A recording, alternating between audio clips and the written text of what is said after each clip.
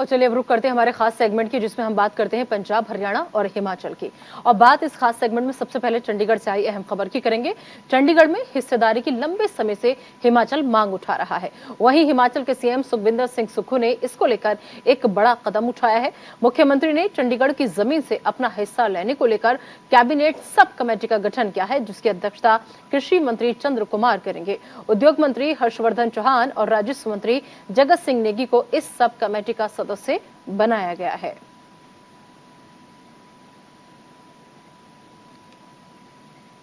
गुरुग्राम में आज जीएसटी की 6ठी वर्षगांठ धूमधाम से मनाई गई, जिसमें मुख्य अतिथि हरियाणा के उप मुख्यमंत्री दुष्यंत चौटाला रहे।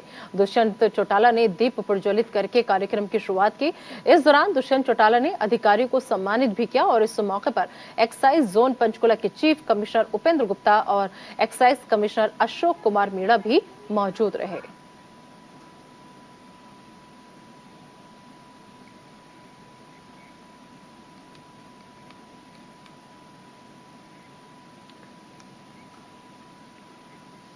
इधर आम आदमी पार्टी से राज्यसभा सांसद सुशील गुप्ता सोनीपत के गुन्नौर पहुंचे और इस दौरान उन्होंने 26 जून को पतंजलि के गोदाम में लगी आग के बाद परिजनों से मिले और उन्होंने आम आदमी पार्टी की तरफ से हर संभव मदद का आश्वासन दिया।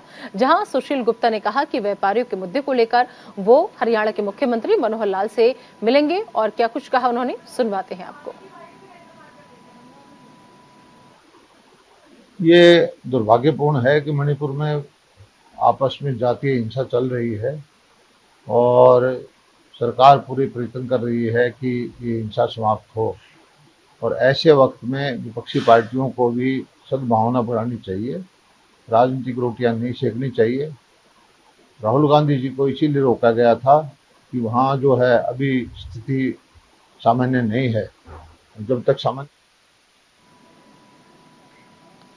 उधर करनाल पहुंचे आम आदमी पार्टी के प्रदेश अध्यक्ष डॉक्टर सुशील कुमार गुप्ता ने आम आदमी पार्टी के शिक्षा विंग के पद अधिकारियों के साथ हरियाणा की शिक्षा व्यवस्था को लेकर चर्चा की और साथ ही उन्होंने ये भी कहा कि 2024 चुनाव को लेकर आने वाले दिनों में दिल्ली के मुख्यमंत्री अरविंद केजरीवाल हरियाणा के दौरे पर रहेंगे। हर महीने में 2 बार हरियाणा के अलग अलग जिलों में पार्टी कार्यकर्ताओं से मुलाकात करेंगे और साथ ही SYL के मुद्दे पर सुशील गुप्ता ने कहा कि देश के प्रधानमंत्री का काम पूरे देश को पानी देने का। अरविंद केजरीवाल ने हिसार के अंदर कहा था कि देश में पानी का बंटवारा करने का काम देश के प्रधानमंत्री का है।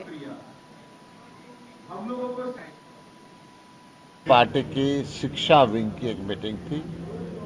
हरियाणा में जो शिक्षा का बुरा हाल है उस व्यवस्था को बदलने के लिए, हरियाणा के बच्चों को अच्छी शिक्षा दिलाने के लिए, हरियाणा की शिक्षा के स्तर को ऊंचा उठाने के लिए लगातार आवाज़ उठाने की यहाँ पे चर्चा हुई।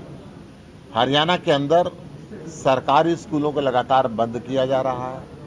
मर्जर के नाम पे स्कूलों को ख़त्म किया जा रहा है। हरियाणा के स्कूलों के अंदर शिक्षक तो हैं परंतु क्वांटिटी पूरी नहीं है।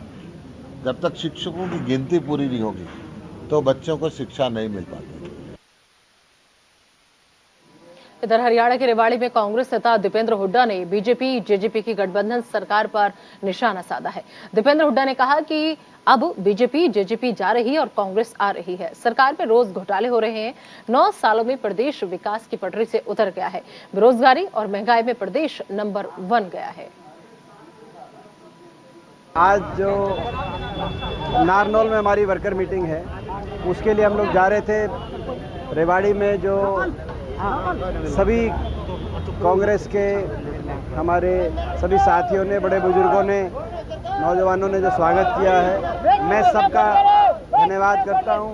हमारे डॉक्टर ML रंगा जी जो हमारे पूर्व मंत्री हैं, इन्होंने इनके काफ़ी प्रयास रहे, भाई दिनेश के प्रयास रहे, तो सबने जो आज स्वागत किया, आशीर्वाद दिया है, मैं सबका, बड़े बुजुर्गों का बहुत धन्यवाद करता हूँ। चुनाव को कैसे देखते हैं सभी पार्टियां? देखिए ये लोगों ने हरियाणा में मन बना लिया है। 2024 में कमांडेंट साहब को बीजेपी जेजेपी खट्टर दुष्यंत सरकार जा रही है और कांग्रेस पार्टी आ रही है। ये लोगों ने मन बना लिया है।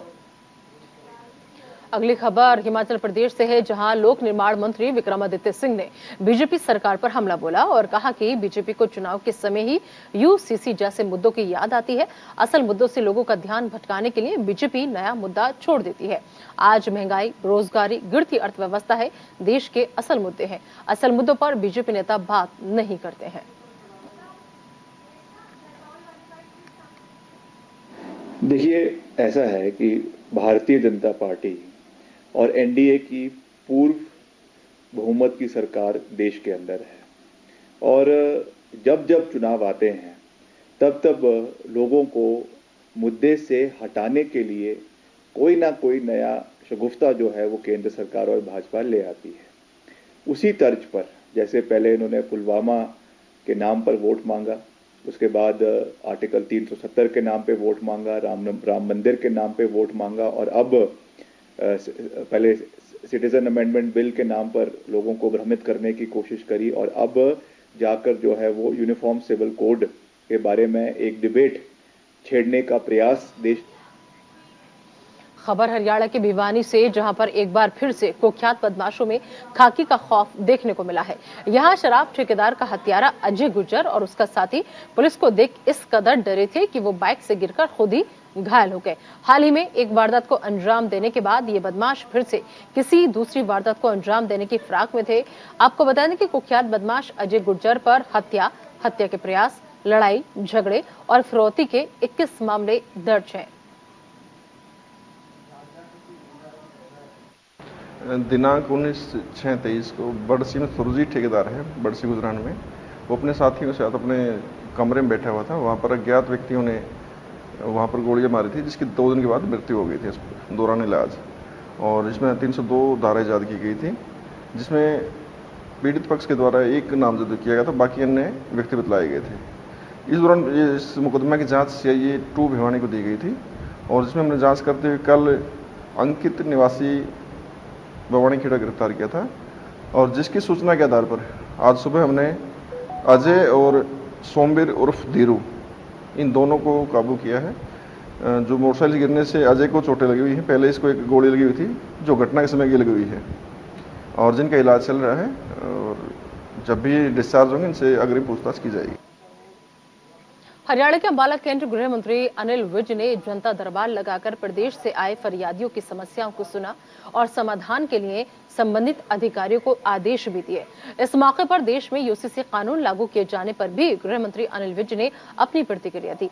साथ ही रूस के राष्ट्रपति द्वारा मेक इन इंडिया की तारीफ किए जाने पर भी अनिल विज ने खुशी जाहिर की। उन्होंने प्रधानमंत्री नरेंद्र मोदी की तारीफ करते हुए कहा कि उनके प्रयासों की वजह से आज विश्व की 5वीं अर्थव्यवस्था बन गए हैं और इसमें मेक इन इंडिया का बहुत बड़ा रोल रहा है और रोजगार के अवसर भी बढ़े हैं। उन्होंने कहा कि युवाओं ने आके नए नए उद्योग भी लगाए हैं।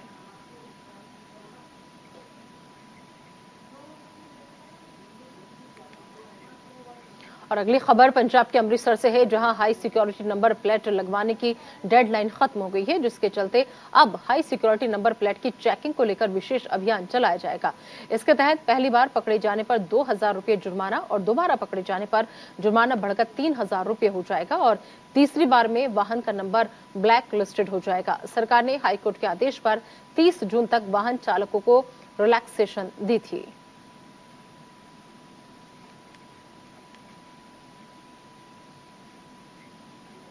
और अब आपको हालत दिखाते हैं पानीपत के सनौली रोड की, क्योंकि इस रोड की हालत बेहद खस्ता है। सड़क पर गड्ढे बने हुए हैं और ये गड्ढे बहुत गहरे हैं, जिसके चलते वाहन गड्ढों में फंसकर पलट रहे हैं और कई घंटे तक ट्रैफिक जाम की स्थिति बनी रहती है। सड़क की ऐसी हालत कई सालों से बनी हुई है। अब हल्की बारिश हुई तो सड़कों में 3 से 4 फुट के गहरे खड्डे हो गए हैं।